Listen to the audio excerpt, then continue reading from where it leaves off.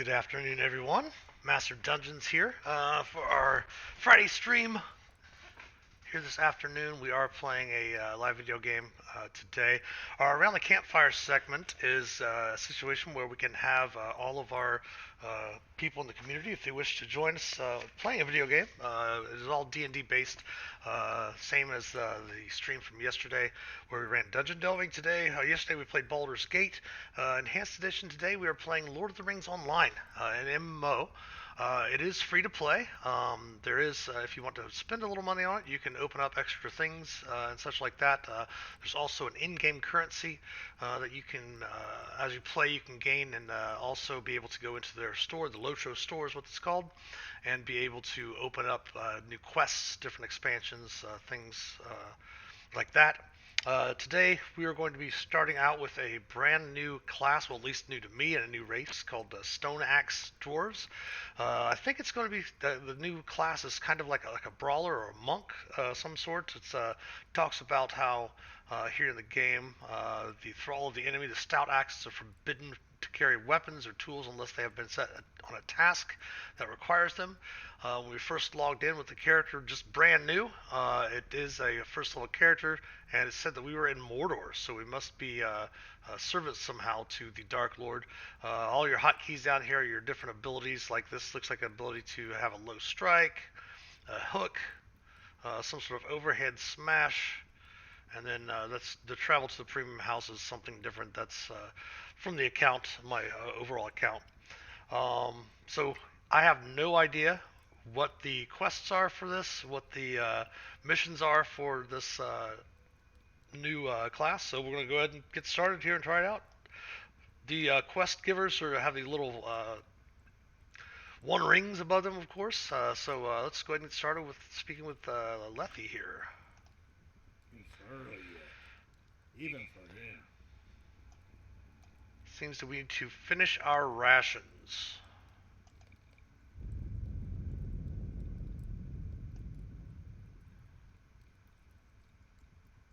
There's a plate of rations.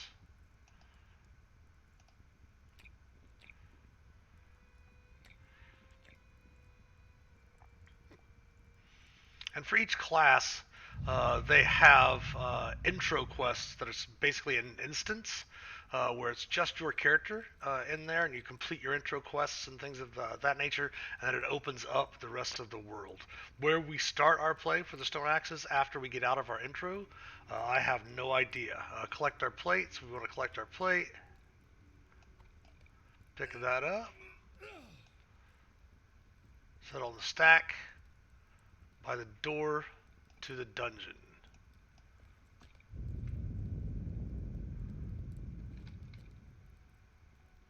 Alright, so now we talk to Vasky. I don't know how you can eat that. Even the rats taste better. Alright, so it says we have to tell him no. So I think we just target him when we have him targeted. And we just click this over here. Or you could type in say no if you wanted to. And now we just sit back and listen to them for a little bit. One of the Dark Lord's most prized prisoners will soon be released. Ooh. Some wretched little creature, or so I've heard. Ooh, maybe they're discussing Gollum. What does this matter to us? Don't you know what this means?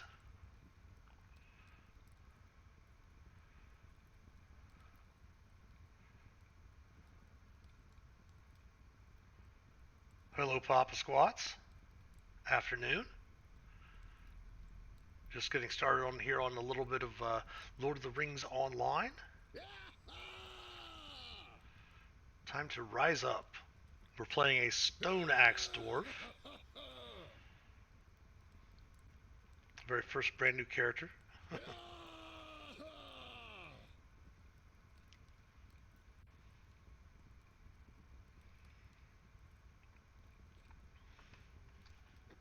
Little cutscene action to start play.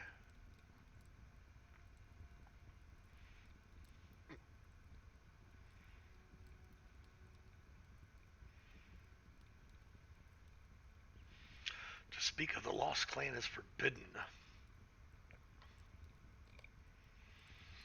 Alright. Tremors have stopped. This is talk to Lethe again. We'll talk to him again. Is that all? Lie down in a bunk and try to Nothing rest. else for the order to hear. Alright, so we'll go over to the bunk. Click the lie down. Try to rest. So far, I don't see the draw of the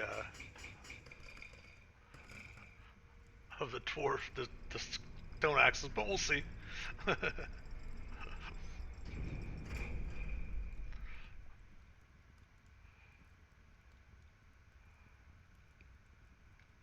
Alright. We gotta stand up, go over and talk to this dude.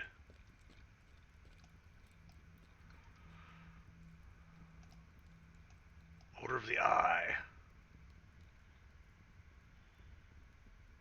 Yes, actually that's how I met Dantershin, as we met on playing Lord of the Rings Online back when it first came out, like 2007, 2008. Alright, so that little intro thing, we're out now. It's still the instance, it looks like. We're going to talk with this person. Labor in the dungeons. Accept. Oh, goodness.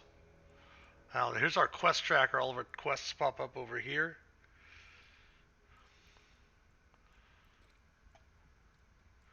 Gives you little tips and things of that nature on this side that can walk you through. For those of you that might be watching this later, decide to give it a try. These little tips will pop up to help give you information. The little guiding system, you have your compass up here in the corner. Kind of indicates, if you notice, there'll be a little ring or a little arrow with a ring around it, kind of pointing you the direction of a quest. Currently we are facing east in whatever building this is here. These little red dots indicate monsters, generally, or enemies, generally. But we'll see. It says we got to labor the dungeons, so we got 6 quests that we have to take care of in order to labor the dungeons. We need to deliver a barrel of armor. We need to collect crude iron bars. Sullied plates. Oh yes, the old guild hall. Yeah, for a time he was the leader of our kinship. That's called in Lord of the Rings. They're, instead of groups or guilds, they're called a fellowship. Is obviously a group. Up to 6 people can be in a fellowship, and then you have a kinship, which is kind of like guilds and WoW or EverQuest, things like that. So we're going to go okay on that, and we're going to go ahead and try to find out where we can get this armor and stuff. Well, there's the barrel of armor. Let's pick that up. And where we got to deliver this? It says we got to deliver it to the Uruk Garrison Captain. Is he up here somewhere?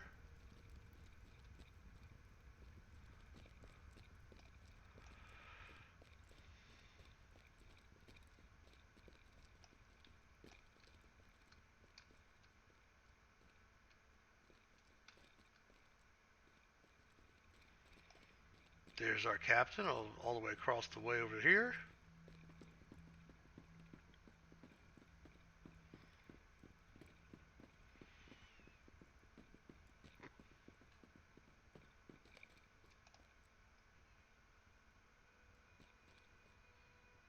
Deliver a barrel of spears to him now. Alright, so we passed a few barrels of spears down below. We can always break this rubble as we're going. Finish up the other quests as we come along them. So we gotta kill some rats and some maggots as well.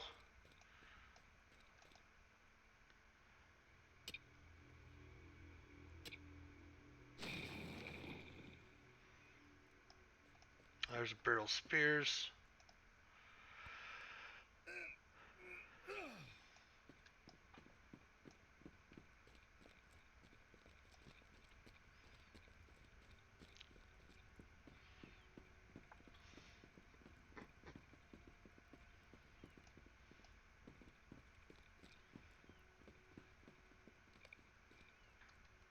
I want some swords now.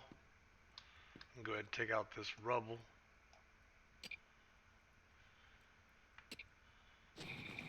Got some rats to take out.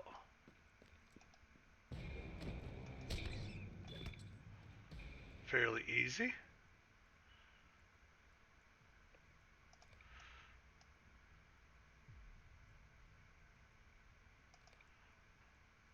Experience a little left, just gives you the information. Looks like we have a broken claw. We have different bags for your inventory down here in the bottom, or you can always hit your I button to bring up your inventory as well. And we have a lot of stuff. I've been playing again. I think it's the 15-year anniversary this year for Lord of the Rings Online. So we're gonna definitely have to finish this up and get to the bank so we can go ahead and unload some of this into the vault. Collect crude iron bars, deliver barrel swords. There's another rat. We need some more rats.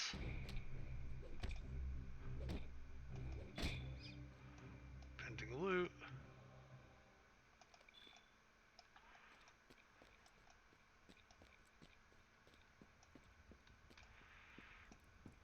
We've got, what do we do with these exhausted guys? I'll give them the water. Take out another rat.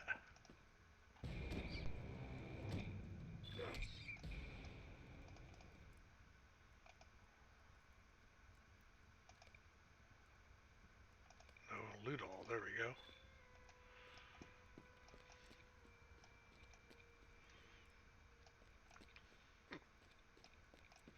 Some sullied plates. Of course, we can do all these quests at the same time. Some quests depend on others to do one part of it first, but most of these are all, we can all do them all at the same time. So we can grab these sullied plates, break the rubble, defeat the maggots and rats. So we might have to go back downstairs to finish up some of these.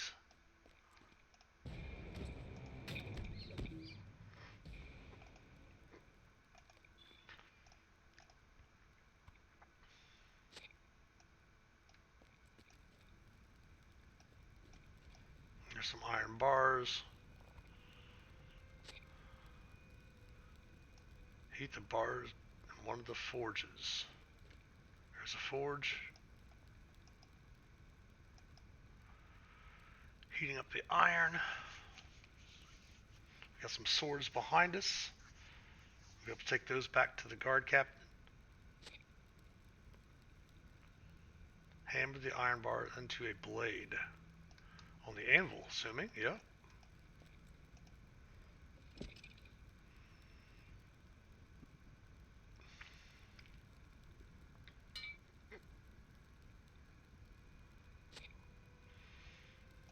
Done as asked. Hone the blade on the grindstone. Where is the grindstone? There's the grindstone.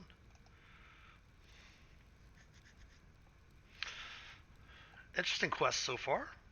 It'll be interesting to see what happens as we finish all of these and how we basically escape. And heat the blade yet again.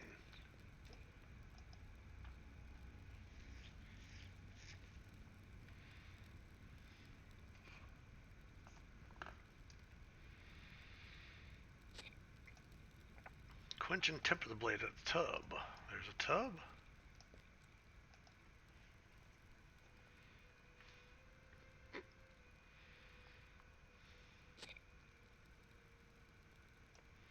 Set it on the weapon rack. There's the weapon rack, alright. That doesn't feel very good. We just made a weapon for the orcs to use against everyone. Class traits, yeah, we'll get to those here in a little while.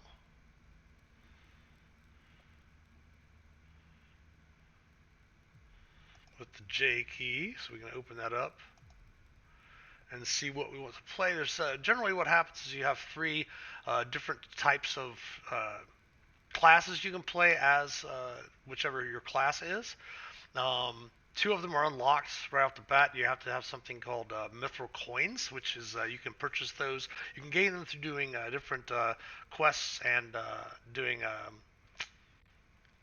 area completion quests and things of that nature that will give you some mithril coins. You can also purchase them in the Lotro store, but for just regular stuff, usually one or two might be open for you. But basically, it's a durable tank or a powerful dynamic striker. We're all about action for this. Let's go with Spec 2. And we'll go ahead and go start off with doing DPS. So we got 1 point to spend, and there we go. We're going to put it into First Strike, which is going to make that a little bit more powerful. Apply. And we're going to be going with the Maelstrom. Alright, so we can give this guy some water.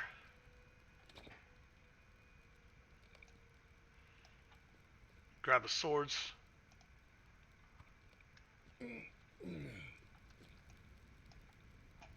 Take them back over here to the garrison leader.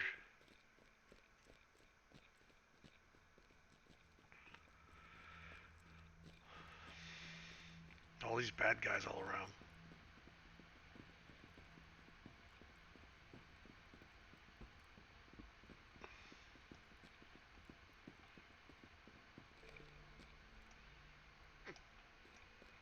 Alright, we got a few more places. So we're gonna kill some more rats.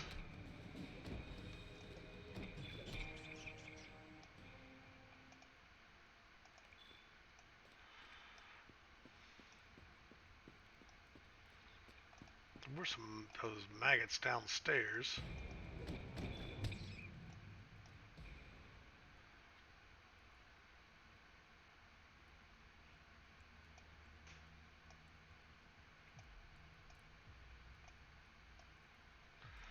All right.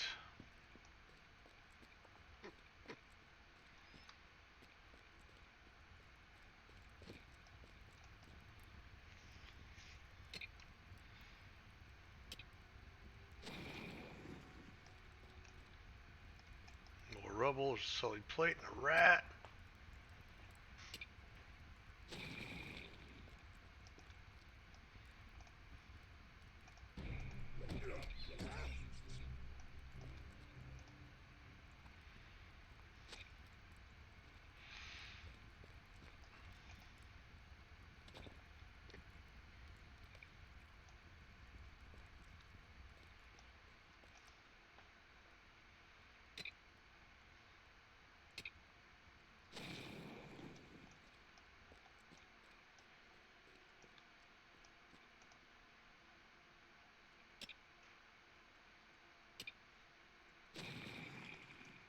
Of course, one of the reasons why we're playing Lord of the Rings Online is, for one, obviously D&D, since we do almost everything we do on our channel here is Dungeons and Dragons based. Obviously, Lord of the Rings inspired the whole concept of Dungeons and Dragons, and with this being a community, trying to build a community, we wanted to have a way to play a MMO that wasn't too intense when it comes to rating and things of that nature. That way players can kind of play at their own pace. You can literally play this game. The level cap, I think, with the newest expansion that came out is 140th level. But you can literally play this game from first level to 140th level completely by yourself if you want. You can play it with other people. As you get towards the end game, just like most MMOs, you will probably need to get with a fellowship for a few things here and there, or a kinship in order for the bigger raids if you're looking for the end game, like gear and armor and weapons and things like that. But they do have alternatives to those that are still fairly strong items that you can have and get by playing as an individual without playing with the groups. Those guys are a little bit more tough.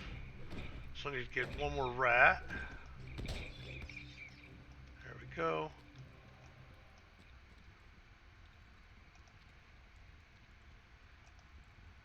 I'm getting better about checking chat.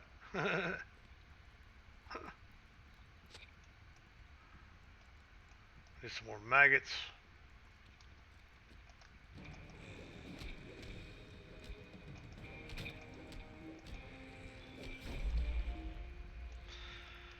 Alright, we don't need more rats, we need just more plates.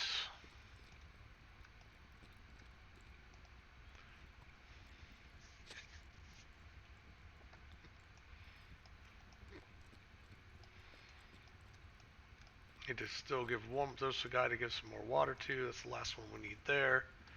Definitely need some more of these plates.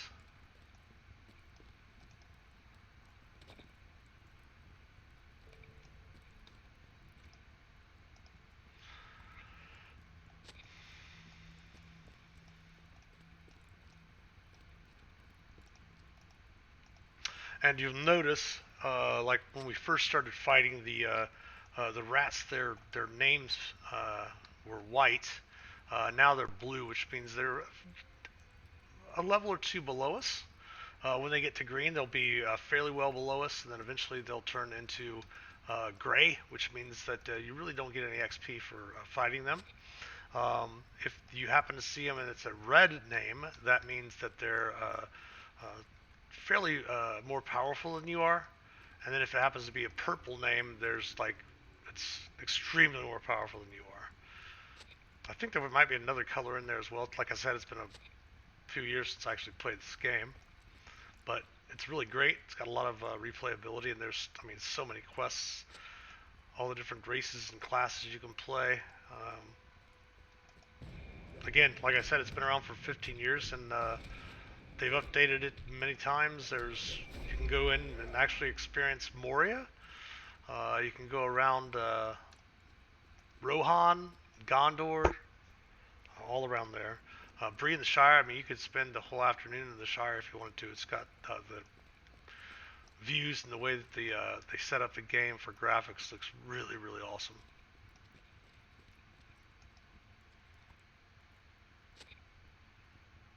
Alright, clean the plates in the wash tub. Back off.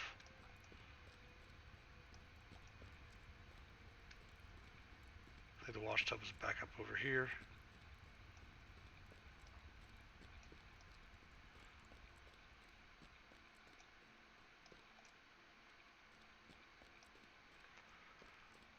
It's our last quest, I believe.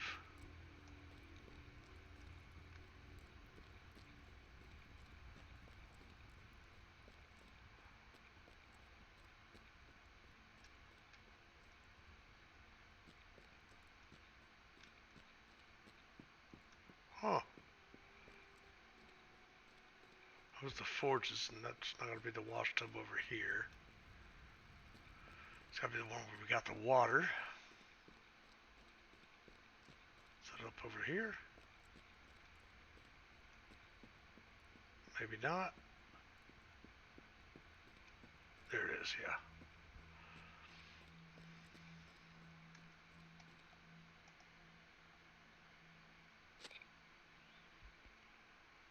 Inspect the clean plates.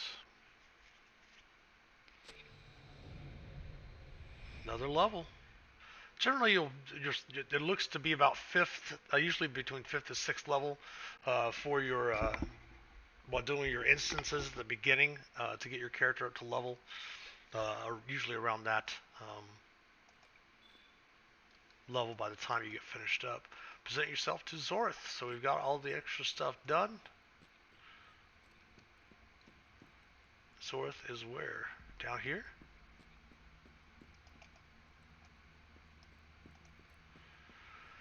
See down on the first level there. Doesn't seem to be up here. Maybe he's the one that was by the door when we first started.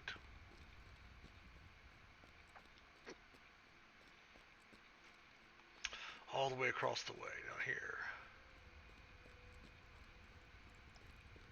Yep.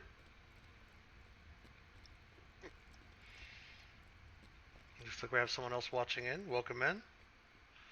We are playing Lord of the Rings Online. It's Friday for Around the Campfire. And on Fridays we'll play a MMO. Most likely continue on with Lord of the Rings Online. We are playing on the Land of All server. If anyone wants to jump on there. and we are finishing up an intro quest from a brand new first level character of a class and race that I've never played. It's not brand new. It's probably been in the game for a year or so, but I have not had a chance to play it yet. So that's what we're trying out today. We're done toiling the tower. We'll finish that quest. And we gotta ascend the twisted stair and present ourselves to the mouth of Sauron. Oh no.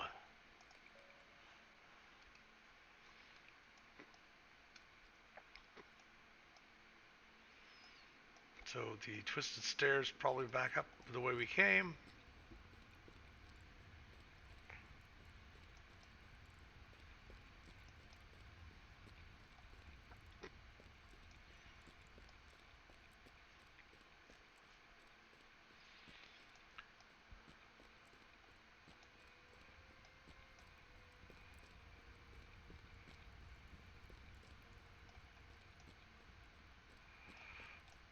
So the mouth of Sauron is all the way back over here.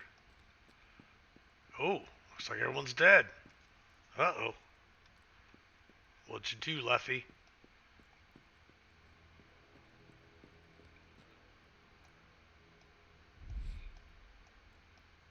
What did you do?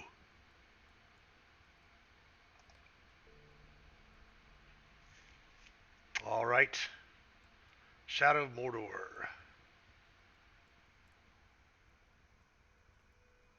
Accept the quest.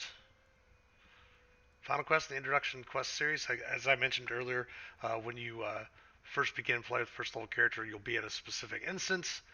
And we've already finished all of the other quests, so you definitely want to finish all of those quests before. And after this, we'll be out into the actual open world outside of the instance here.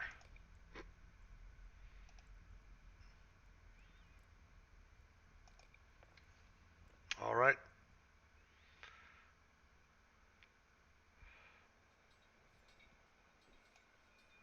We're still in the final instance here to get out and fight our way out. All of this. All right, we got to follow him. Can it?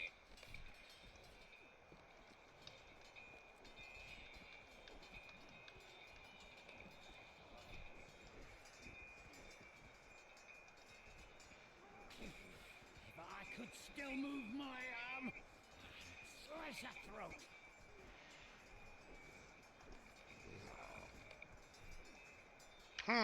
Collect an abandoned weapon to defend ourselves. We can't use that. It must be, what can we use? We can't use a spear. We can't use gauntlets, okay.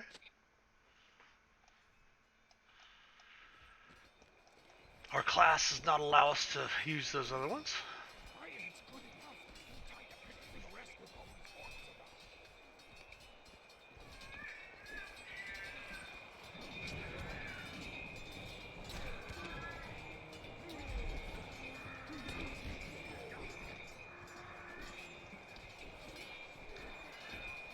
Escaping Mordor, nice.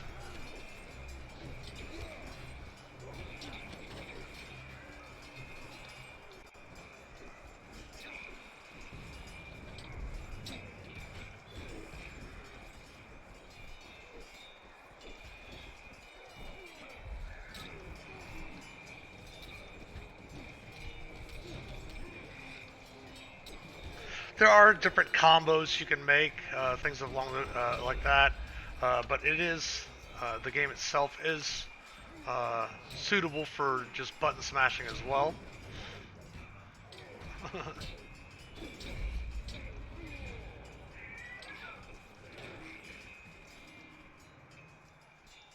Yep, there's Gollum.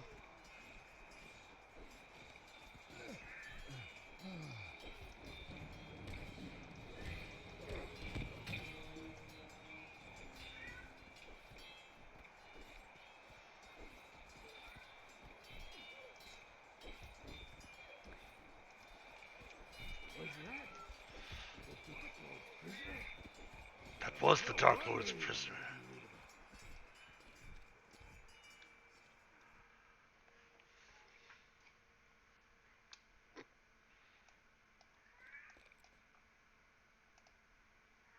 We're not far now. fear the worst is still ahead of us.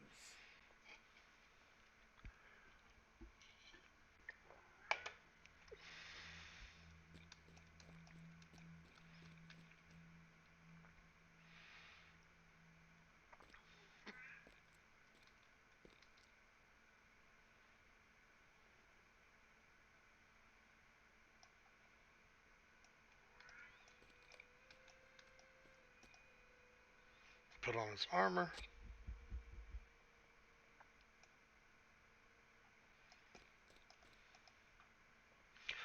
Peer around the corner and look to see if the gates of Barad-dûr are unguarded. Okay.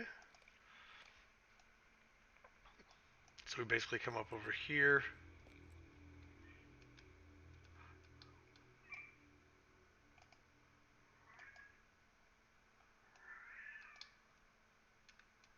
Guess we gotta be out here a little bit more. There we go.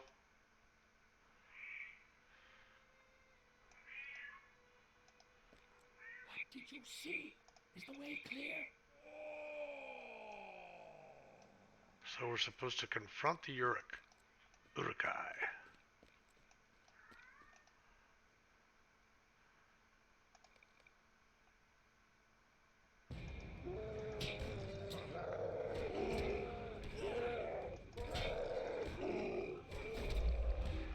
Now the difference also is that you'll notice that the hit points of this creature you're fighting, the hit point ring around the outside is like a golden orange color.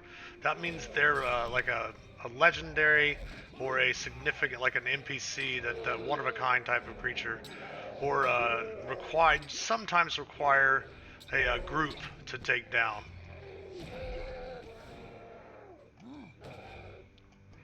Some of these opening things are scripted as well.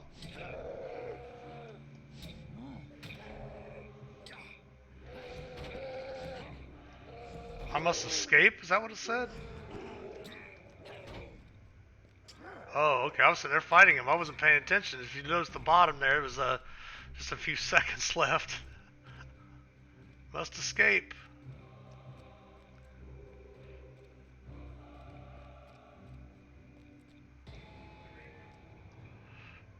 So it's basically just kind of a flashback about how you got out of the Dark Tower with that class. Okay.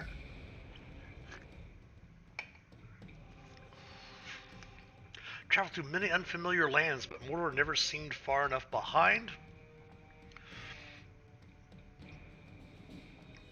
But here among the Blue Mountains, my heart is free of dread. Ooh, so we're in the Blue Mountains. It must be a new area that I have not seen yet. That's awesome.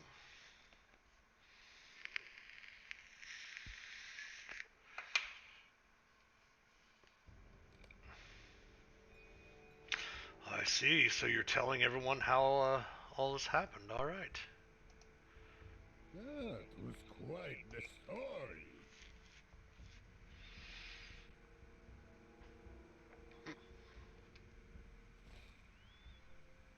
Oh, nice. So there's Thorn's Gate. All right. So we're in Ered Luin.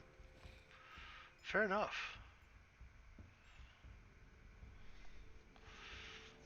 Be a little bit of a cutscene. Not really a cutscene, but interacting with the NPCs talking. If you can't read them over their names, you can also read them over here in the chat when you're playing.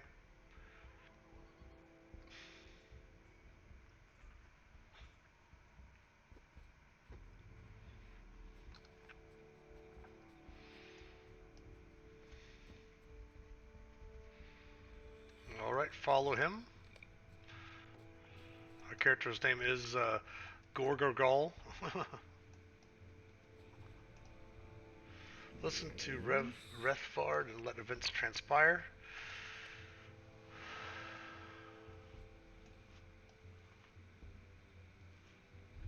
Skorgrim, Dourhand. Oh no, and Ivar the Bloodhand.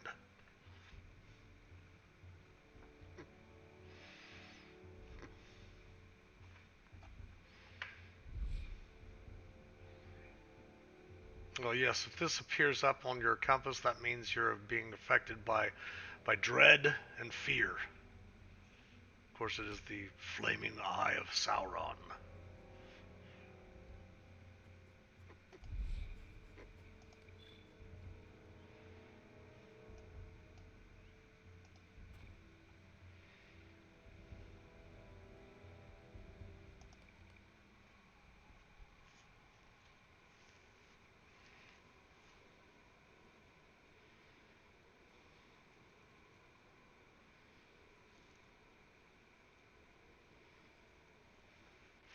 We have been betrayed. Oh no.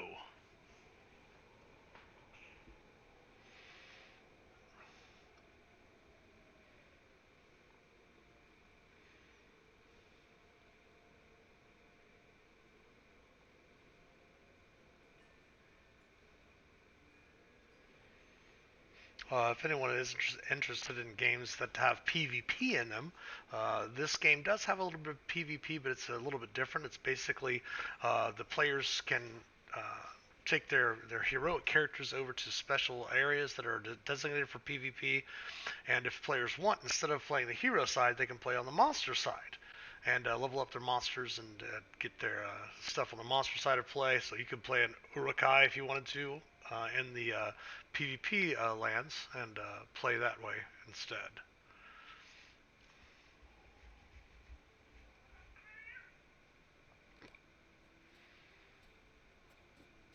Yes, I'll definitely warn them not to follow Skorgrim as he's evil.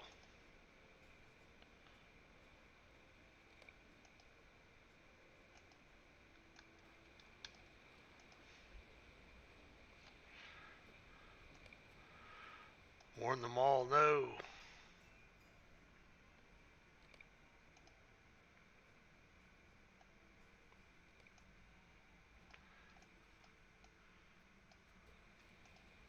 You seem a fine dwarf, but you must understand, we are also a lost people. Travel to Thorn's Hall. Something troubles me about Skorgrim's words. It's a long way to Thorn's Hall, but he'll guide us. All right.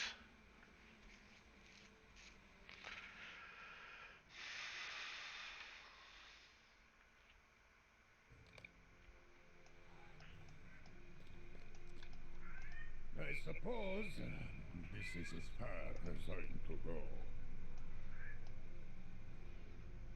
All right, let's go find Dwalin. He should be up here on the throne.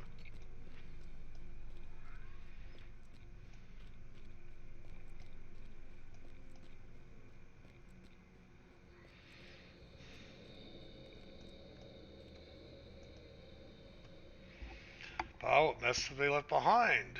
Who are you, and what business have you in the Hall of Thorn Oakenshield? The Saldax of Mordor who escaped imprisonment?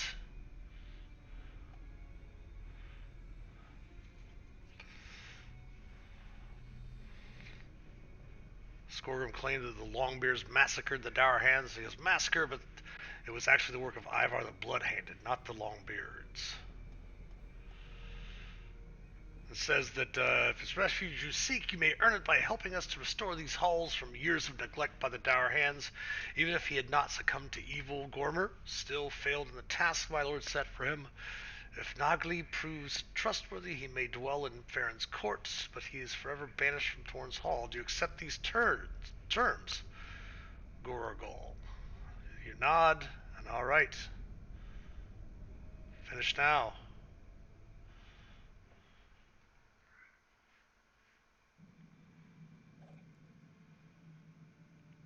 All right, so now we start the actual game itself. We are out of the intro quests and all of that. Of course, as an MMO, you don't have to save your game. The way that they do deal with death in Lord of the Rings Online is that obviously the only person in the legendarium of Tolkien that most people are familiar with that's ever returned from dying, as they talk about when they made the game, was Gandalf. So your characters don't actually die; they just basically, when they get defeated, they quote unquote retreat. And there's usually retreat zones in different parts of the area or zone that you're at that your character will retreat to, and then you can recover and get back out there. At least that's how it used to be. We'll see. We got another point, so we have 4 points available. So let's go ahead, and we got 1 point into First Strike. Let's go ahead and get some of our setup. So we'll get that, some extra skill damage over there. Let's put a couple points in the hook as well for our finisher. apply those. All right. Okay. Not sure if we have any racial traits yet. And I don't believe we have any virtue traits yet. These you have basically racial traits for each class. You'll be able to, for each race, I should say, you'll be able to pick those up and assign a few of those. Once you get those, you also have virtue traits where you can equip those, and those will give you extra like damage mitigation or extra evasion, extra damage dealing, critical rating, things of that nature. We don't have any of those yet. We'll get them eventually. Alright, so we need to go talk to Dwalin again. He's right up here. He will start us. Basically, there are quests in each area. Like, I can go through Thorn's Hall here and start getting quests to level up and everything. And there's also what's called the story quest. And the story quest is where the heroes you're playing, the characters you're playing in the game, actually work behind the scenes in doing certain things that enable and help the Fellowship to get from starting off in the Shire, obviously, and then making their way to Rivendell, and from Rivendell making their way down to Mordor. So your characters are working in the background with all of the other groups and factions of Middle Earth and the backstory, kind of behind the scenes of the Fellowship, what the Fellowship's going through. So basically, the Fellowship story quests is some of the first things you start off with. It is time, I think, for you to venture back into the world. Oh, I almost forgot. Your Dourhan companion Nagli is planning to depart on a journey of his own.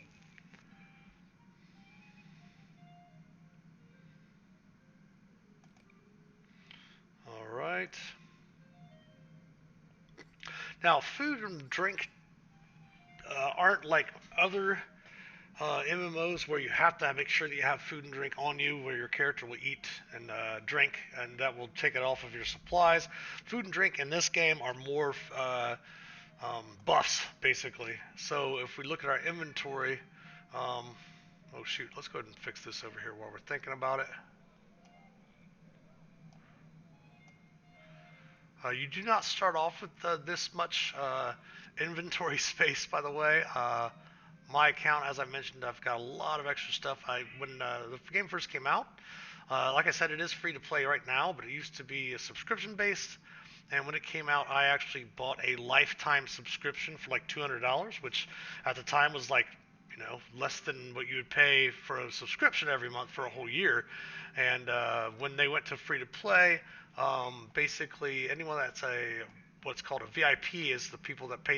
You can still pay for your subscription if you want, but lifetime VIPs, they get a certain amount of stuff every month for free, basically, because of the fact that they were some of the founders that first started playing the game and paid for lifetime accounts. So that's what a lot of these rewards and stuff like up here are. These are like anniversary gift boxes and lots of different things I haven't had even a chance to look at yet. Looks like we have some horses. I forgot, back when the game first started, you had to be level 35 in order to get a horse, so you had to use the stable masters everywhere to travel around or basically run. And I'll tell you what, running from the Shire to Bree does take a lot of time, but now they've made it to where players can get the riding skill much earlier. We do have a title. They do have titles awarded as well. You'll notice that I have a few different ones just because of the fact that I've been a lifetime member for a while. But they have different titles that you can add along the way to your character's name. So you can show your rank. You can also show your surname. Your rank is basically what your PvP level is. Obviously, with this being a new character, there is no PvP level. But let's go talk with Nagli first and see if we can't find a vault banker so we can drop off some of our stuff and not have so much stuff in the inventory.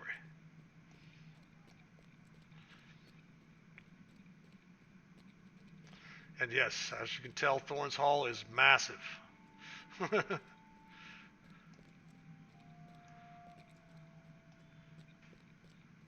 You see reflection and shadows in the bottom. I mean, it has been a while since I've played it, and the graphics seem to be really beautiful still.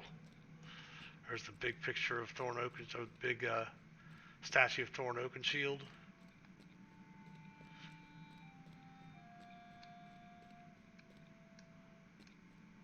There's a milestone. I think that's where we're our milestone right now. I think maybe. We might not have one yet, but let's go ahead and mark it there anyway. Oh yeah, we already bound to Thorn's Hall. So we've got that already. What's this? Hurl object. Huh. Alright. But these are your vendors. You have the open world missions and quests that you can go on. There's also instances. Like I believe they were first introduced in EverQuest, where you would have you would enter into a dungeon, and you and your group would have that instance of the dungeon. If someone else entered, they would have a different instance, so everyone could do the same areas without interfering with one another. And there are instances in here. Basically, there's things called skirmishes, which are instances and such that you can get different challenges and rewards for. We're not going to worry about those too much. I think our vault is over here. Give me a moment to step over here. Is it over here or the other side? It's been a very long time. Oh, these auctioneers. Yes, those are auctioneers, it looks like. Yeah, those are auctions, so it must be the other side. Must be the Vault Keeper.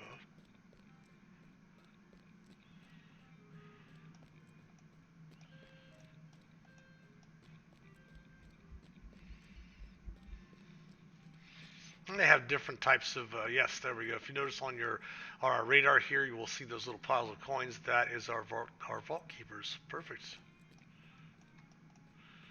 Alright, it doesn't really matter which one you use. We're going to go ahead and pull that up there. Let's open the vault. Now, for your characters, they have a lot of really great stuff and for your vaults. This character in particular, Gorgorgal's vault. You got all your chests. You won't start with as many chests as I mentioned. I've had a lot of these opened up over the years, but you also have, like, you can even add extra space if you have coin for it. All of that. We only have 2 silver and 45 copper, so we cannot add any space right now. We could also, if we wanted to spend Lotro points, which is what that is, this image there is stuff we can go through and basically come to the Lotro store and buy stuff, but we're not going to worry about that. You also have what is called shared storage and shared wardrobe. So if we click on the Vault Keeper again, we can open up the shared storage, which is shared over all of your characters, and then your wardrobe is also shared over all of your characters. Wardrobe is basically just cosmetics that change how your character looks.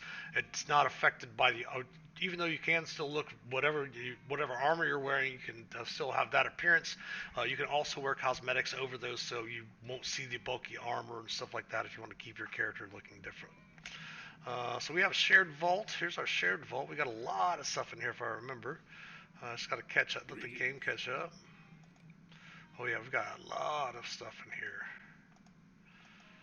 Also, there's crafting. Your characters can start working on different crafting and specializing in, like, perhaps making weapons, making armor, making jewelry,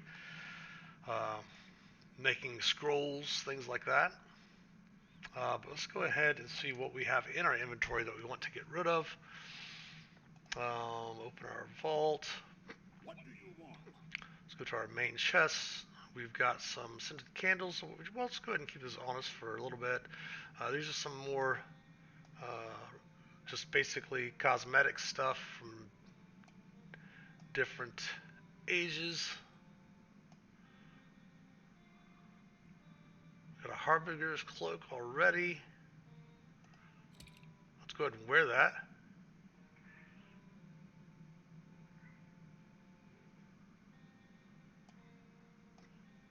Don't remember what those do. We'll figure them out. Steed of the Eldar. We've got all these horses we can't ride yet. I want to equip that.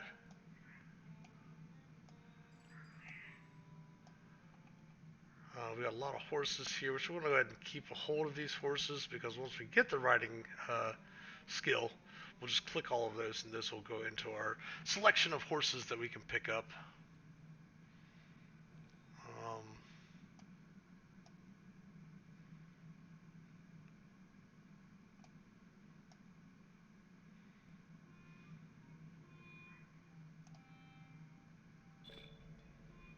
Alright. We completed the deed of some sort. 10-year frame.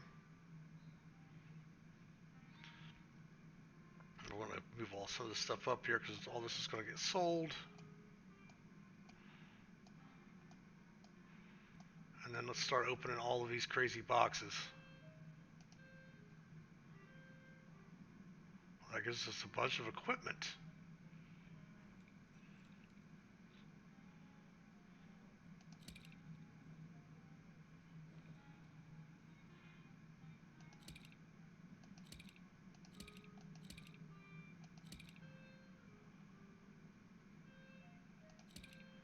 Upgrading all of our stuff, it looks like. Stout Axe.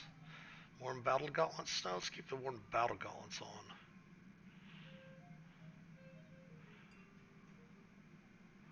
So we sell a lot of stuff. It's going to be nice.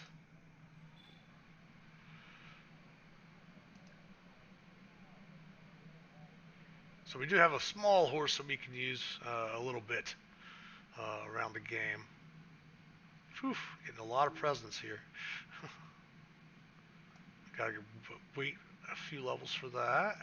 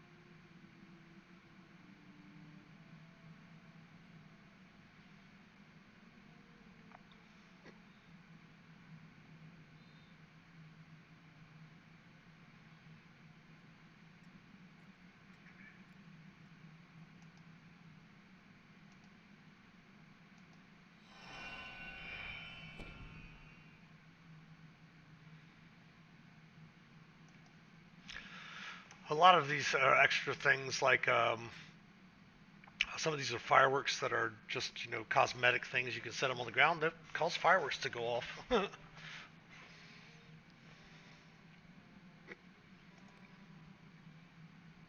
Then some of them, like this, is a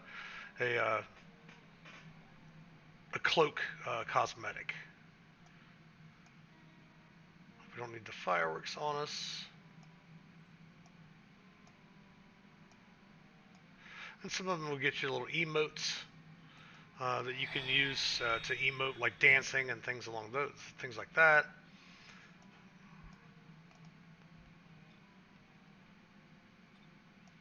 Don't need the eagle fireworks. Don't need the dragon fireworks. Another cosmetic item. These are cosmetic items for some of your war horses. Once you get up to level to be able to get war horses. We're not going to need those. Let's put those in chest 1 until we get there, which is going to be a long time before we get there.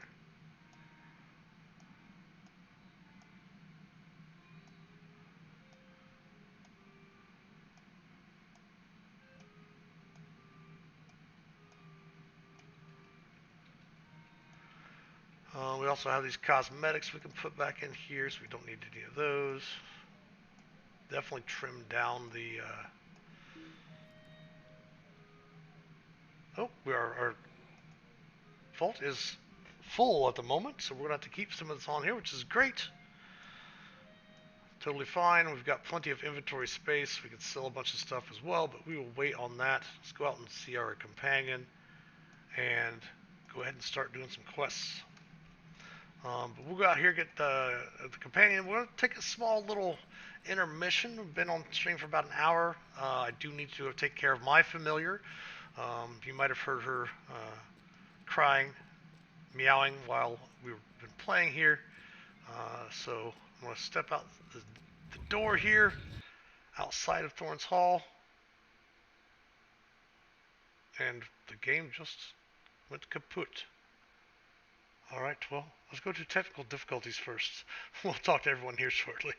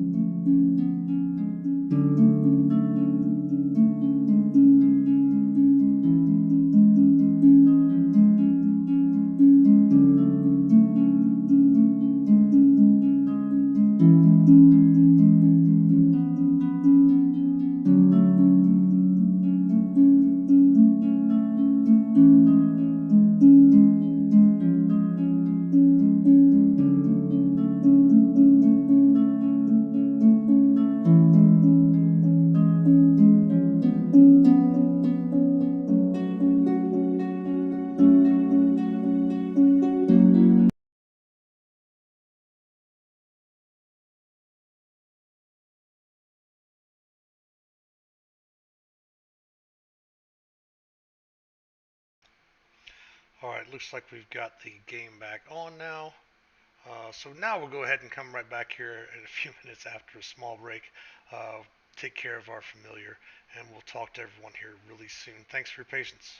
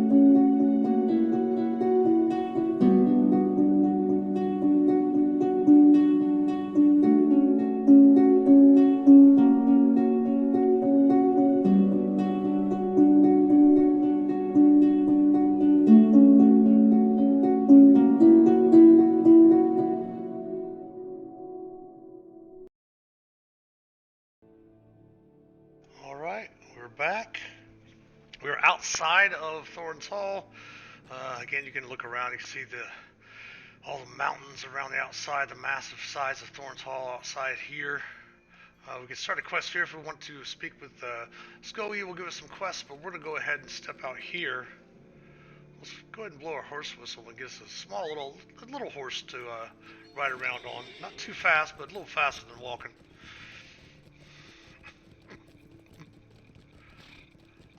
You can change your camera angle like most other games.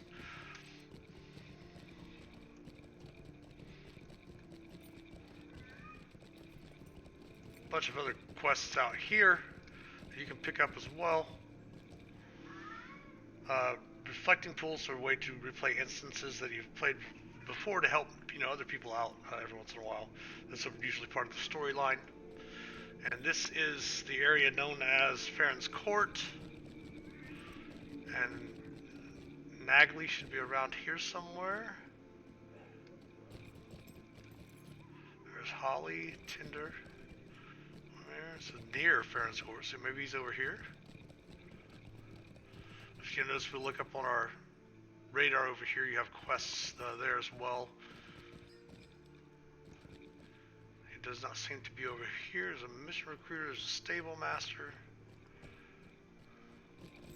Maybe he's on the other side.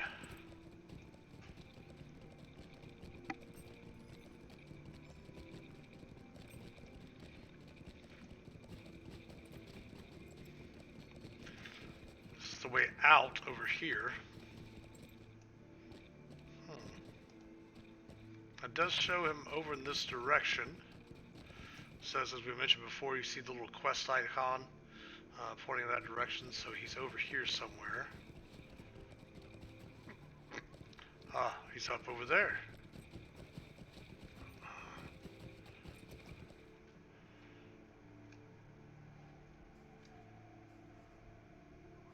Trying to remember how to dismount off your horse.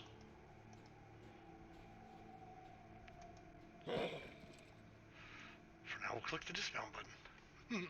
I know not where my journey shall take me, but I hope our paths cross again. And dyes can be used to dye your cosmetics, obviously. Let's go with some gray stuff.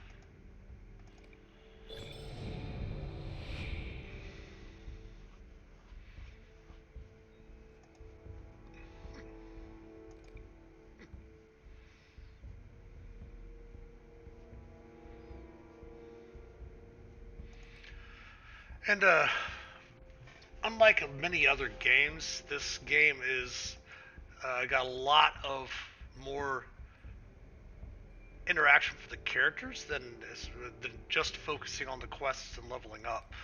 Your characters can gain hobbies like going fishing, something like being a fisherman, things like that. You do have your reputation, of course, with the different. I'm sorry, I clicked the biography there.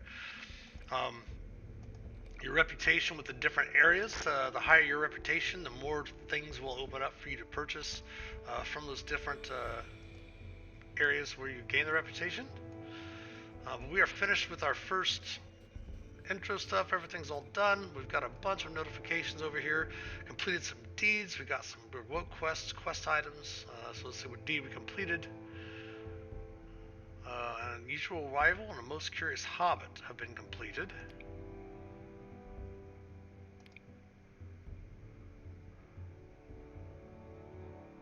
Alright, deed bestowed. Oh, we already got that one done. Alright. Quest item. Outfitting ourselves and others. Visit Lofter in the crafting hall in Thor's Gate or Moorer in the Maker's Hall in Thorn's Hall.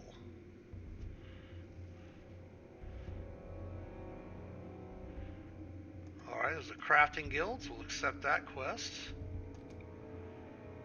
And we got another title. Okay, that was from our other thing. We have remote quest.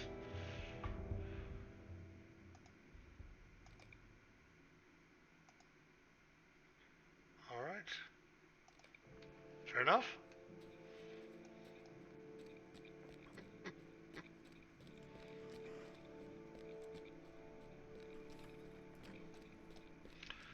It looks like we have some sort of celebration pig. As a pet that we can summon up for us for some. There we go.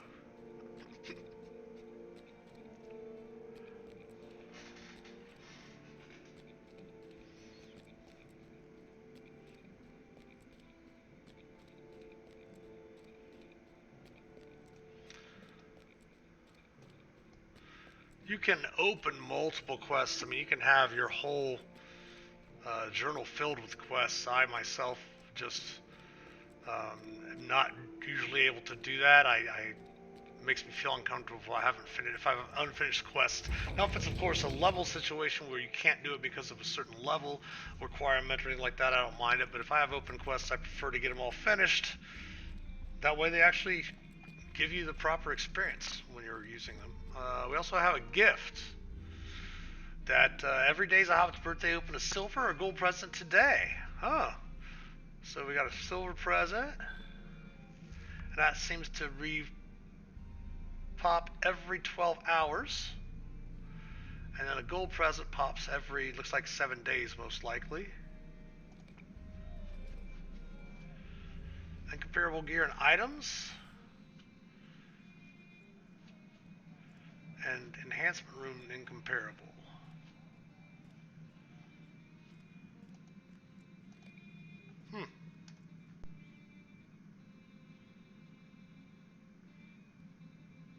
We can't even open those up yet. Wow, alright. Fair enough. So where's our crafting? Is that up here? Oh, that's Bavor. Is the crafting hall underground, I believe?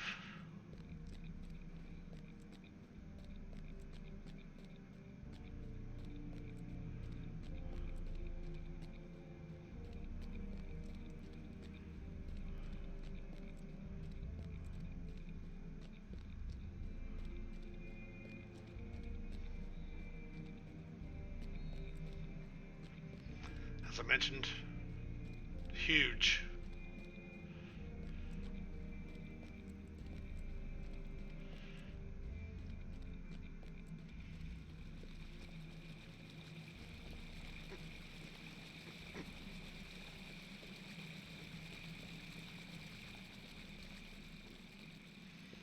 As there's a tavern down here underneath. For some reason, I was thinking the crafters were down here. Maybe not.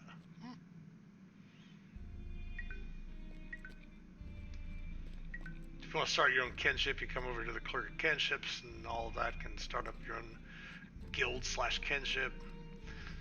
You can also get mail. Like if you want to sell things to the auctioneer and things like that, you can. They'll mail you in game your money. You can also send messages to other players and such in game via the mail system.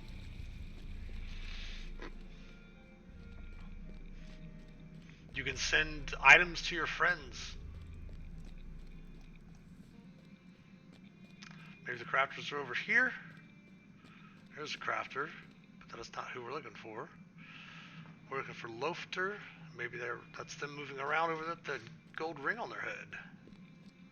Yep, there's Moorer. Okay, so it's Lofter or Moorer, so yeah. Now, let's see, we're gonna do this one. Stay a moment, friend. Alright, so if we want to pick a crafting class, we would come to Moorer or the Thofer guy or whatever. They have these master apprentices in all the different cities and towns. You can become an armorer, explorer, which has each one of these has the different crafts that you can do: metalsmith, tailor, and prospector. Prospector lets you go out and mine ore, things like of that nature. You'd be a historian, woodsman, yeoman, tinkerer, all that. So we're not really going to select that yet, mostly because I have almost, well, not to the top level now with the level caps going up, but all my other classes and characters on here do those, and I really haven't done a chance to even consider it. So we're just going to go ahead and bypass that for now. We got that quest done. Let's go get some more and take you around Ered Luin. I'll show you the map here real quick too.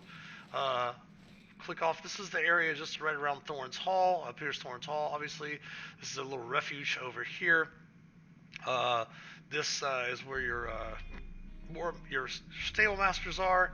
There's also another milestone over there. There's also a milestone in the middle over here as well. And that's actually to an area called Thorns Hall Homesteads. If you go to the homesteads, that's where you can buy your own personal houses and such. But here's Ered Luin itself. So we're up here in Thorns Gate. You have Nogland. You have Gadaman.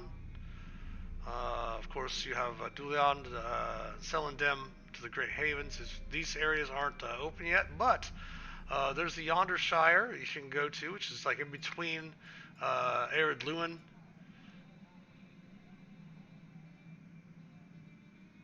and areas that will take you into the Shire.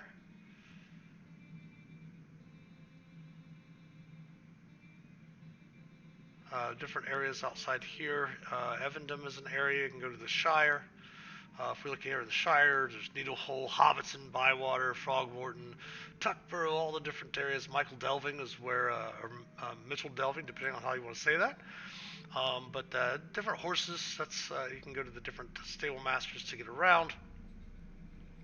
Of course, there's Evendom and the Lake Evendom and all of that. Numinous and all those wonderful things you heard from all of the different books and, of course, movies of Lord of the Rings. There's also Bree and Breeland. So you have Bree Town, of course, and all the areas around the outside of Bree. Heading over west into the Lone Lands. Of course, Lone Lands is the infamous area from Weathertop, where, if you recall, Frodo got stabbed by one of the Morgul blades. And then, of course, you have the last bridge over here that will lead you over into the area eventually of getting up to into the Trollshaws, which will eventually get you up over into Rivendell, crossing the river and such. You have Iridian down here, which you have to go through there in order to get over to Moria. So plenty of wonderful things to explore. And that's not even close to what they have. You have Lothlorien. You have the Vales. You can go up over also into different areas of Mirkwood. You have the Great River area, Eastern Rohan, Western Rohan, Gondor, the Brown Lands everywhere. Lots of different places to explore. So we are ourselves, of course, here's the whole thing. We're over here at Ered Luin, and we'll just continue adventuring in this area here.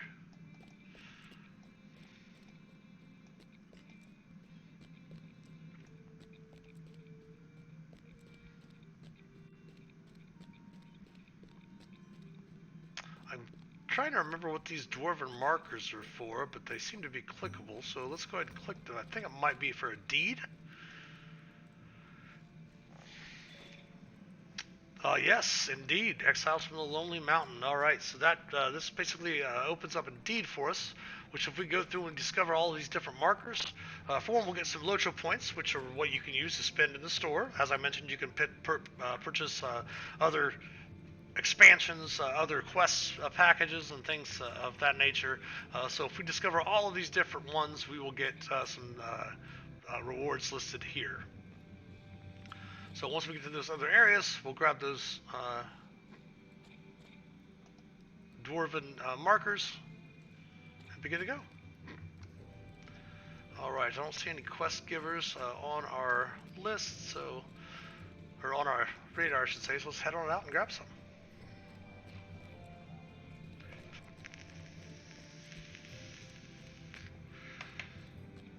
There are some animals that you can ride indoors. Oops. I don't know if this little horse is one or not, but it might be. Nice. Okay. I'll speed us up a little bit.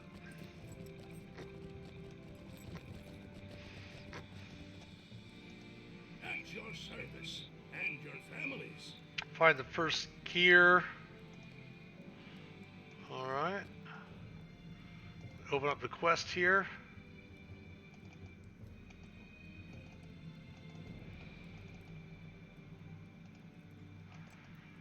I hope that's not underneath our radar. That would be horrible. We'll have to figure it out here. Well, let's go over to the quests. First gear. Missing in a cave in the Winter Heights, southeast of Thorns Hall. Symbol of the thing and do that. Okay. But I believe that writing is open to us. We just have to go past the writing test, which I think might be beneficial to go ahead and do so now, because this little whistle is only going to be available for another 24 or 23 hours. So by the time we stream again next week, it'll be gone. So let's head outside of Arid Lewin, which I do believe we need to head down to Bree, or just north of Bree. There's an area that we go to get our writing stuff finished. So let's go over here. We'll show you the cool little different things for the different stable masters. Oh, this is a different stable master. He's for a farther area away. And we can't go to any of those places yet. Way too high level. Oh, we should be able to go to Bree here. Well met. West Bree, swift travel, perfect. For 80 copper. We have a few copper.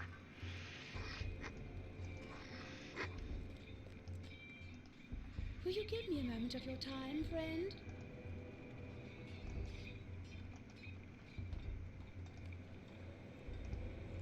How can I be of service? Alright, that gives us a from town service actions while we're adventuring.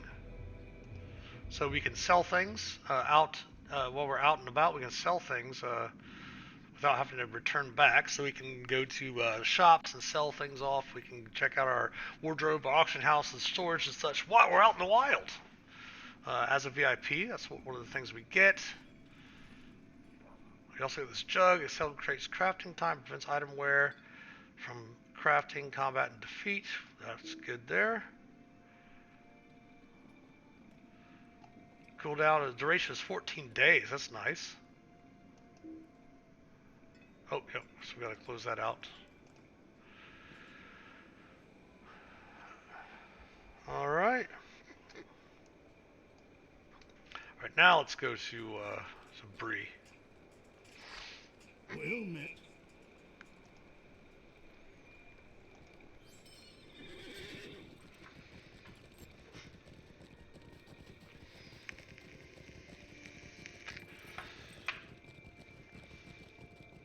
Now there's swift travel from place to place, and there's also just regular travel, which in that case you'll actually be on the horse, and the horse will literally ride from Thorns Hall all the way to Bree, which is fun sometimes if you have the time.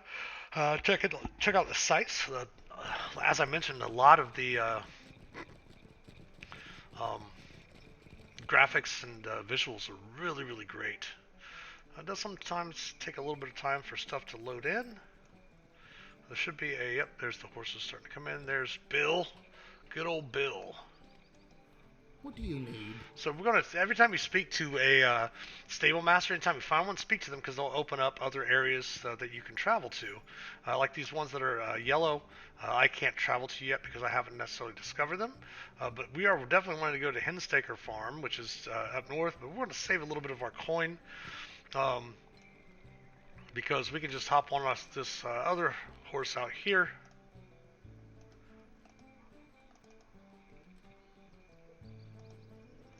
And there's another player right there in front of us, as you can see. Now we'll head on up here to get our riding skill, and then we'll come back and give you a little bit of tour Bree, which is a pretty fun area to adventure in as well. We just gotta be mindful to watch our, like if you notice over in that direction there's a bad guy. Oh, there's a bear. Like the spotted field buck's not gonna attack you, but see how that field bear's red? Yep, we don't want to fight that guy.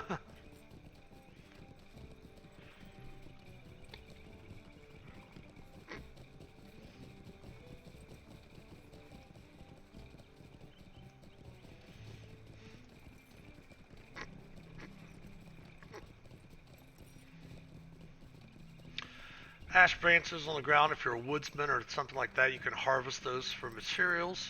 Oh, someone's been doing a quest over here. We gotta go around the outside of this. So we're going up to the Hinstaker Farm, which is up to the north. See, there's the purple I was mentioning earlier. We definitely don't want to encounter these bears.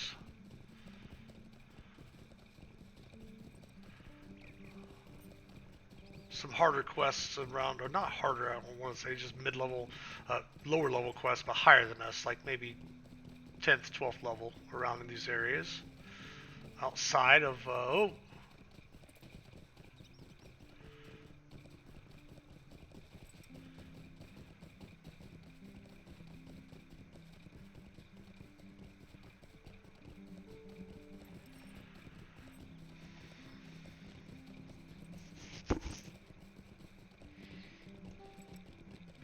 I don't have the graphics turned all the way up. We might try experimenting with that a little bit next week. We do have some of the graphics a little higher, but with the graphics very high, we definitely want to steer clear of that wolf. With the graphics very high, you have you'll see more of the grass in all of the different areas as well. If I recall that. Oh. Ruins of Breland. It's another quest. I'm trying to get up over here to this. Oh, run! Run! Oh no.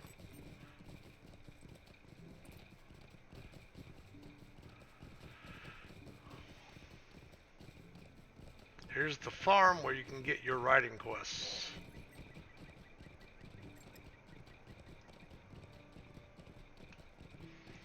And a lot of the different mounts that you have will have different speeds, obviously, like most MMOs. The majority of the regular mounts, I should say all the regular mounts, you cannot fight from the back of the horse. However, you can get war horses later on in the game once you get into Rohan to be able to start working on that. And I think we'll just dismount here.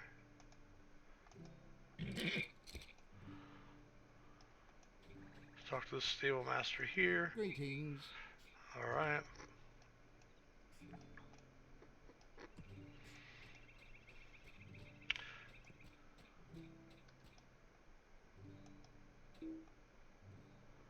Level's too low. What level do we have to be able to ride now?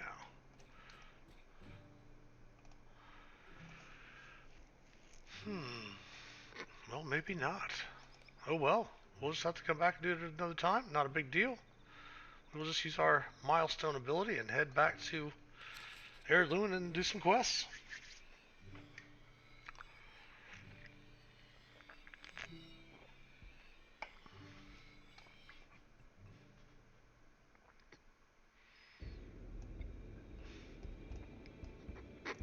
Tinder.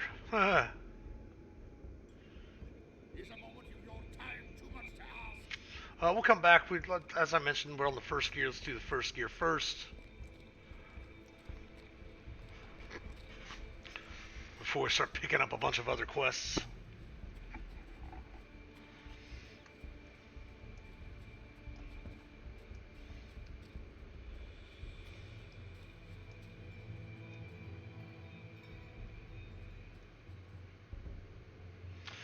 And my apologies if I get turned around a lot here. It has been a while since I played. I'm trying to remember where everything's at.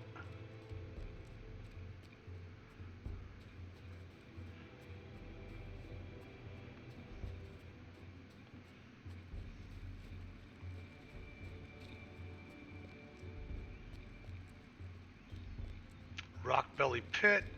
Is this what we're looking for? Our first gear. Cave in the Winter Height, southeast of Torrance Hall. So it's probably not here in this area, although it does say it's in that direction. It's probably on out this way.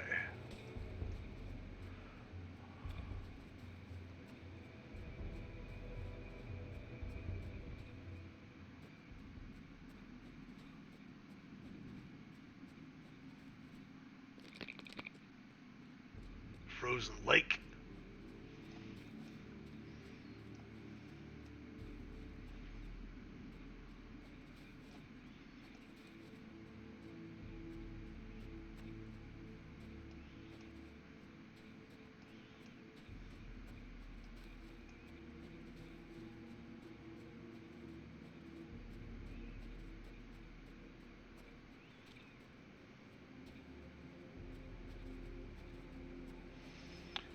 Notice crossing the snow, you know, there's little footprints in the snow, which is pretty cool.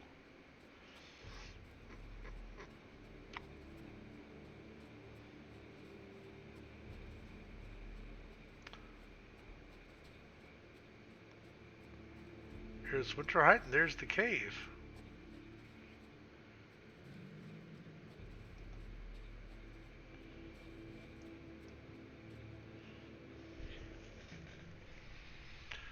So this was the Rockbelly Pit, just the other side. All right. Sometimes these cave claws are aggressive, sometimes they're not. We can click on them. If it's yellow, if their hit points are yellow, they're not aggressive. But if you stay too close to them, they can become aggressive. If they're orange, that means that they're aggressive. So we should be able to walk right by this cave claw without a problem. Now, if you'll notice, yep, he's not even one that will become aggressive. If they come close to you and they sniff and kind of turn around, that's when they have a chance to become aggressive towards you. Same thing with him. Oh, that one's good. Just make sure to untarget things when you're finished checking them out.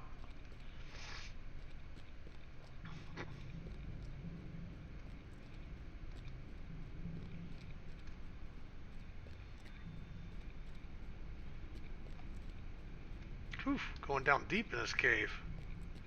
Find this gear. We've got a passage over there. So this chest might have the gear we're looking for.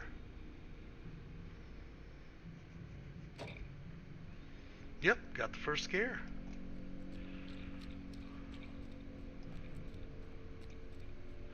Hopefully this will be the exit on the other side that we came to first. Yep, perfect.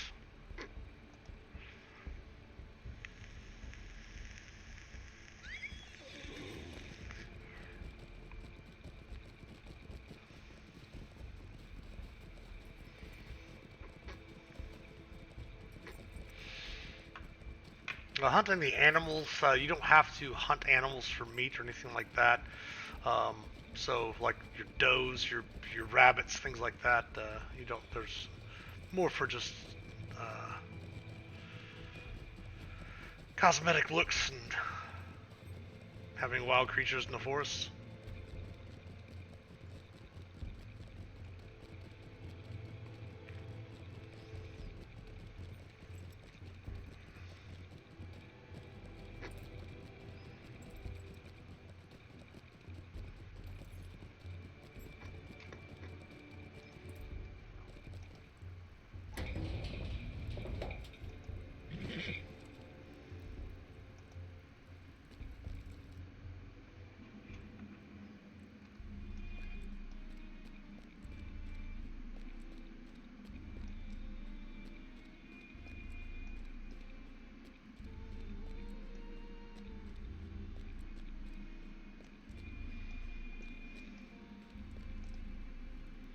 Greetings, traveler.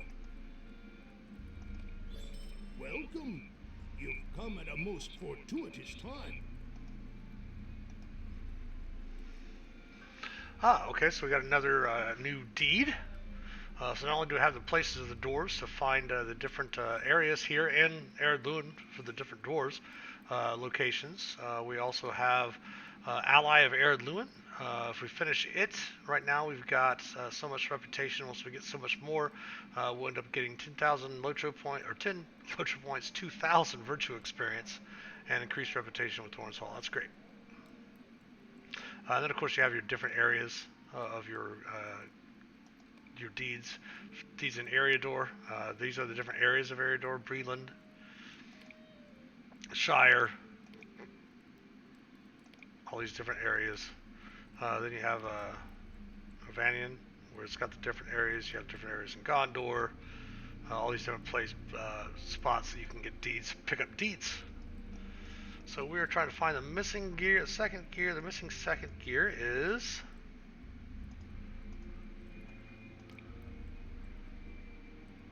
south side of the goblin-infested ruins in the Vale of Thrain, south of Thorns Hall and west of Nogland. Alright, this is going to have us do some travel. I want to check that too while I'm thinking about it.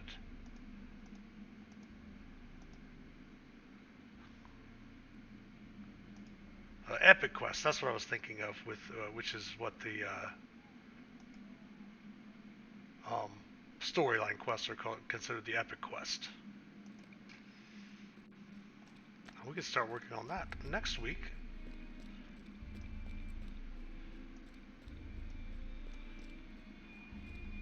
Hello, hello?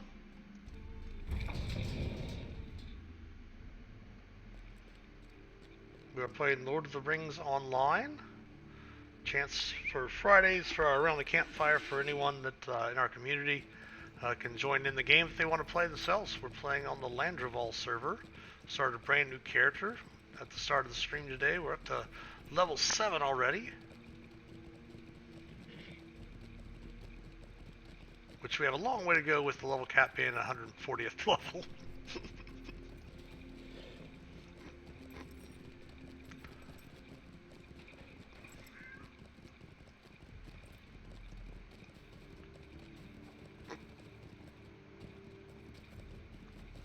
Oops.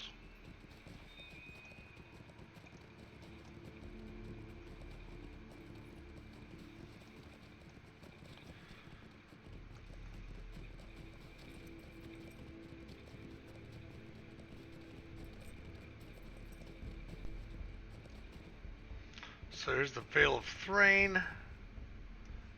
Check our map. And we need to head down here where our little ring is glowing. So we need to continue on south of Nogland. Alright. Which we need to discover Nogland anyway for one of our deed quests.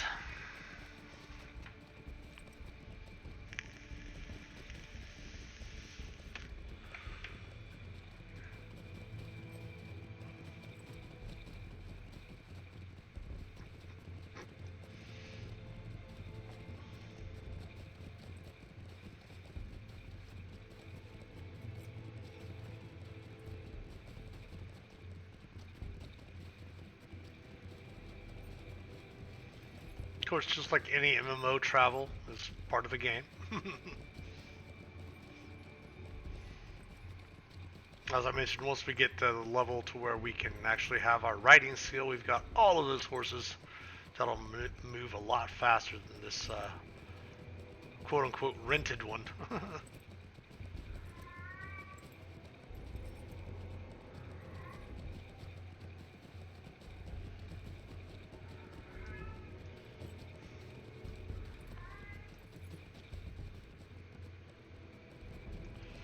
Check our map again. We're almost there, next crossroads.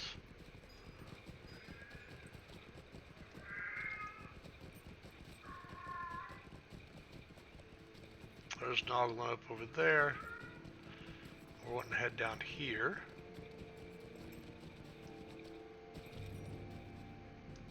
Oh, we noticed something moving quiet. Oh!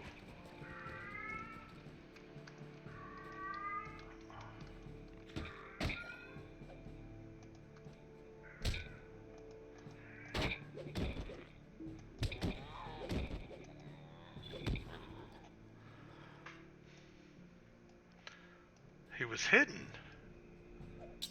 Oh. They're just attacking us everywhere.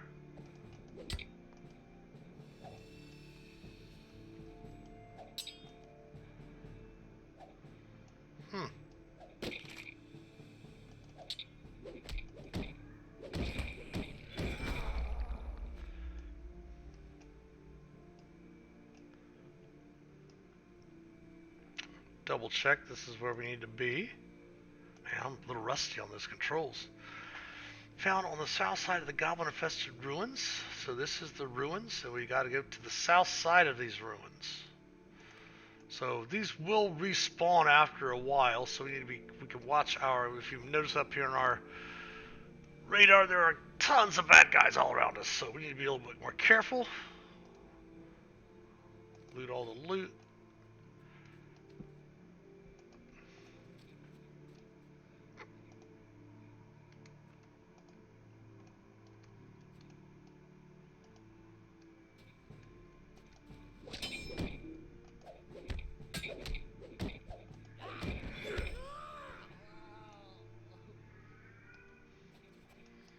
We'll worry about getting some loot later on.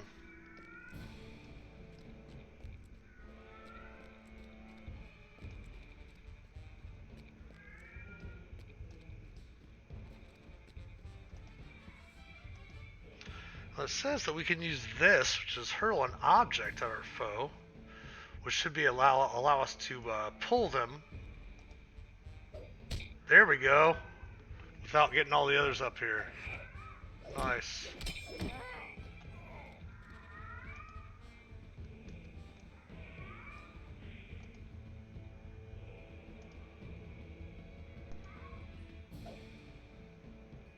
Oh, it is pulling both of them.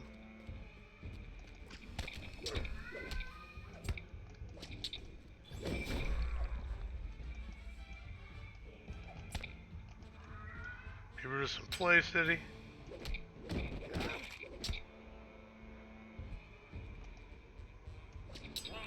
Oh, I see. It's just for some reason it keeps untargeting if you're on the wrong area of the... It's a little more sensitive than I remember, that's for sure. The controls are. So it looks like there's some more over there. There's one up there, and we need to get all the way on the south side.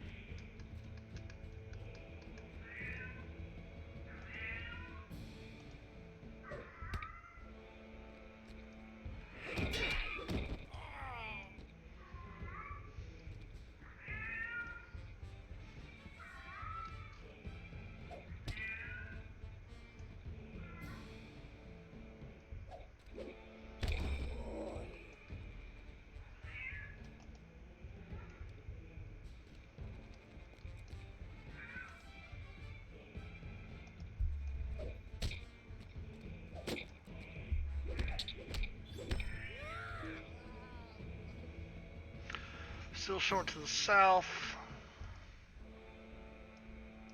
So these guys are both gonna come, which is fine.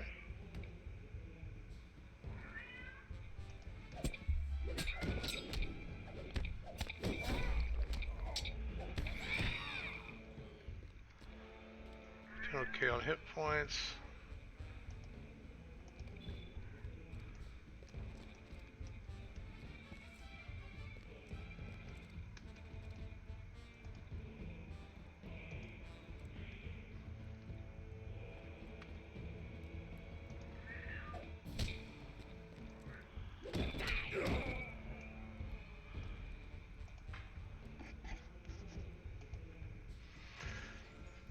So we get some more skills. The more we use our skills, the you can get more Lotro points, as I mentioned. The more you use your skills, which you can use to buy stuff in the Lotro store.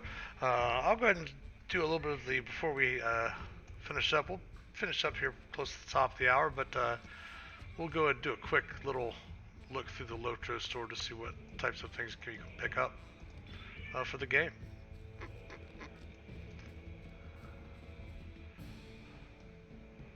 We got a lot of things to take care of here.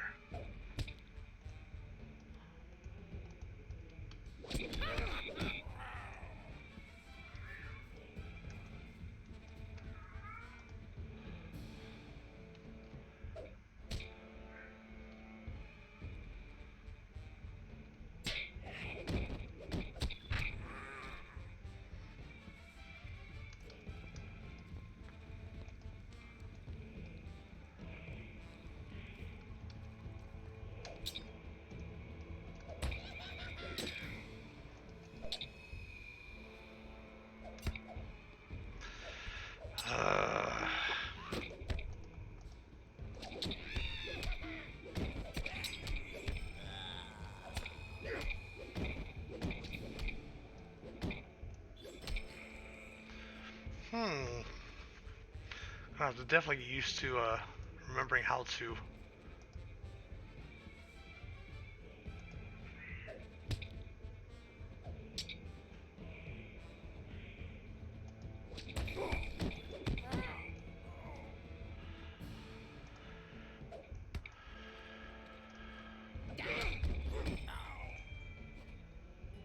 There's the chest that we need.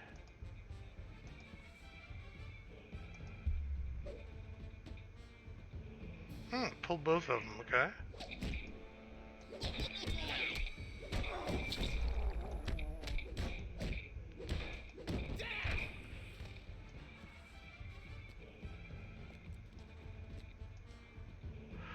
There's our second gear. Oh, we got into some fight.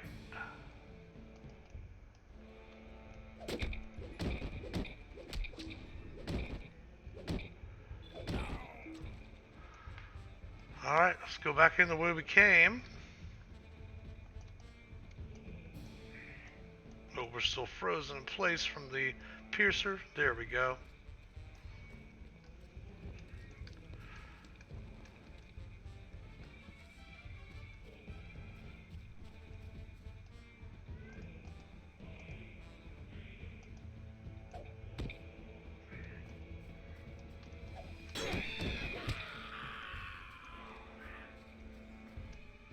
Yep, looks like some stuff's already respawned from when we came down the first time.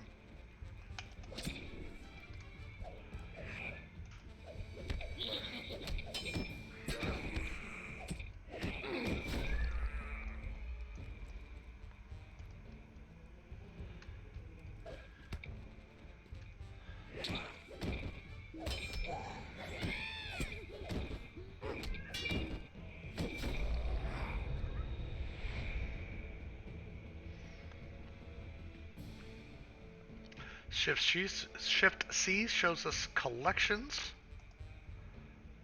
Let's go ahead and loot all this. We've been picking up a few things like healing potions here and there, like these little Aethalos essences, or like healing potions.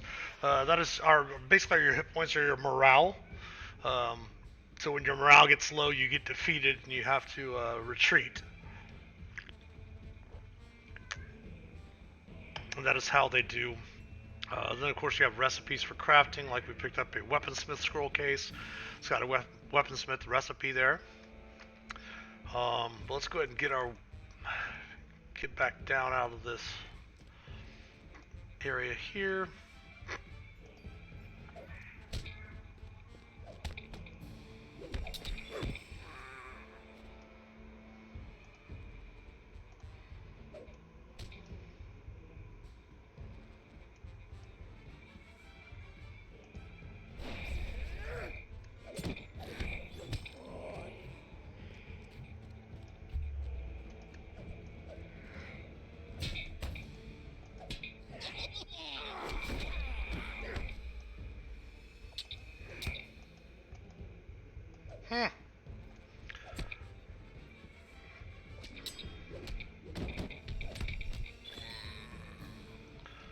So it looks like we did complete Goblin Slayer.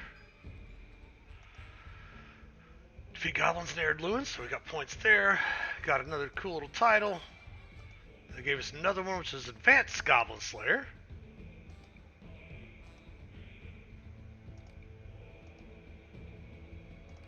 Alright, let's go ahead and get down here.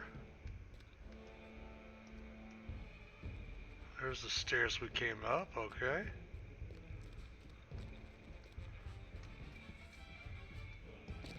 We don't have to fight that guy if we don't want to. Actually, if we wanted, we could probably outrun all of them by just doing this.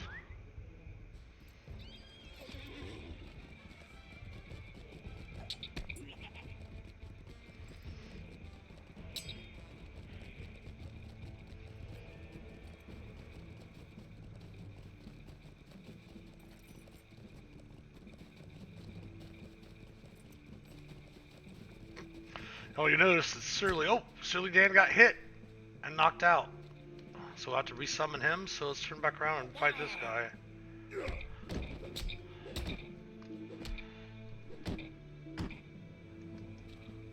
He's running, huh? Alright.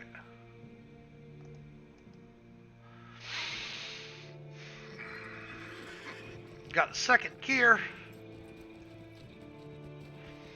Now, sometimes, of course, if you want, everyone's playstyle is different. If you want to pick up more quests, instead of just concentrating on one quest line at a time, that's totally up to you. However anyone wants to play the game. It's the same thing that we talk about when we're discussing, like during Dungeons and Deliberations or during our tavern talks. Players and DMs, and even video game players, all have their own style of play. It's just whatever you prefer, however you prefer to play the game. Same thing with DMing, you have your different DM styles. As a player, you have different play styles to play D&D, things like that.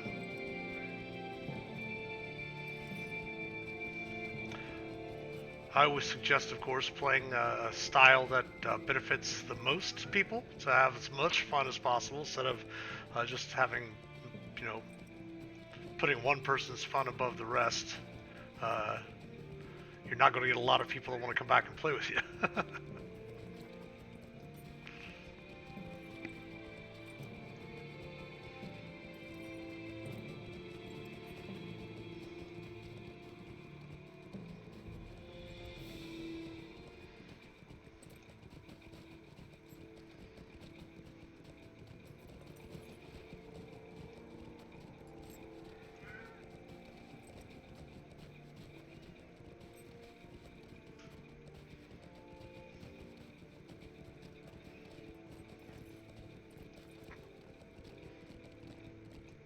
Well, 8 levels in a couple of hours, that's not too bad. Obviously, leveling at higher levels becomes a lot longer of a process.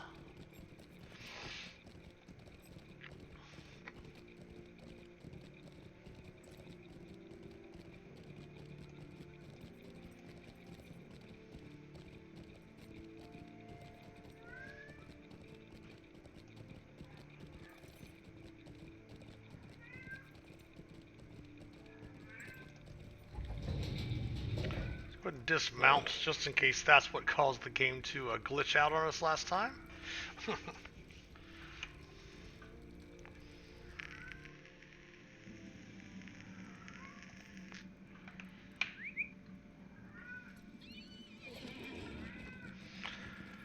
Head on over here to Bavor, turn the quest in, we'll pick up the next one, but we'll, first thing we'll do is we'll go do sell a few things to the... Oops, we didn't want to get back on it. Nope. There we go.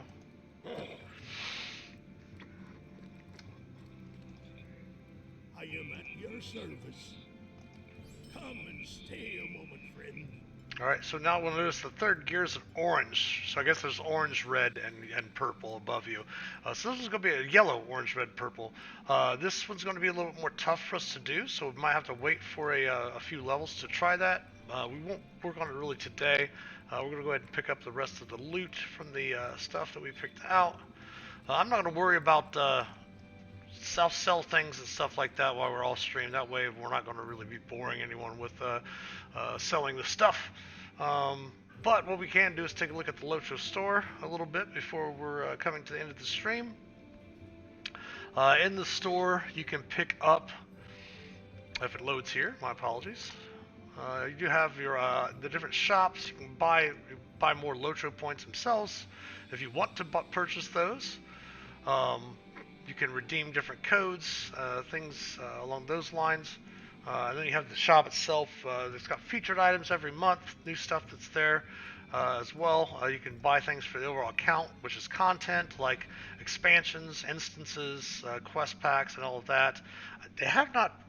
Oh, I don't need the instance finder. They have not brought the newest expansion out onto the Lotro store yet. They usually do a little bit after it comes out. That's why I usually wait to pick those up after they come out onto the Lotro store. That way we're still being able to get the benefit of having all of our points to pick up. You can also buy mithril coins that you can also use as another in-game currency.